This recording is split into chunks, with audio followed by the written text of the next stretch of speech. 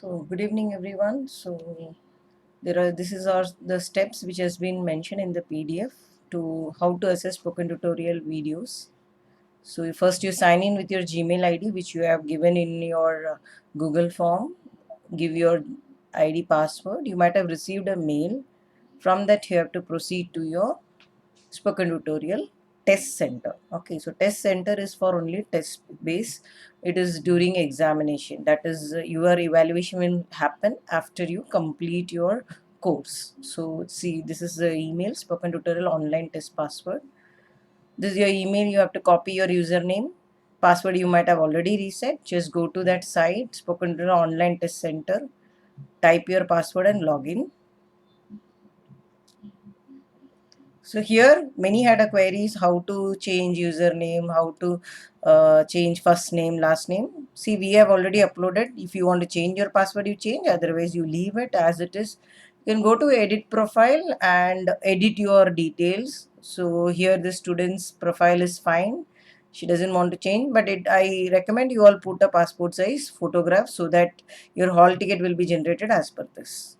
Okay, so this is, you all can do it by yourself. So do whatever name changes you want, you can do it from here. So this is for test purpose, which will be activated once you complete the course. So how do you do the course? Go to spoken tutorial, spoken-tutorial.org. Under that you have to go to software training, and there are student dashboard 2 3. Don't go to that, just only click on student dashboard. Don't choose individual learning workshop. Then it will ask for payment gateway, which is not needed because you already registered in this test center. You have to use the same email ID and the same password and sign in. Okay, here many are having issues. They are not invalid username. If you type only username, it will not come. You have to use the same complete email ID. Whichever course we have allocated for you, that course only you can see. Other courses you can't download. Okay, so this student has enrolled for R, so choose the R software search. Now from here you start studying overview of the video, how to use the software, Welcome how to to the follow spoken with the tutorial steps. on overview of R See, and you have to assess interface the of videos R like this. opens. Okay, so instruction sheet is there in that software. You have to follow the instructions, how to use, operate, everything.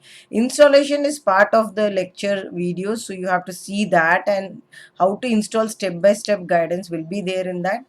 So you have to refer all the videos and complete everything within 1 month. So you can't say you will just give the test. Test will be activated once you complete, watch every video. So you have to watch the video. There is no way out.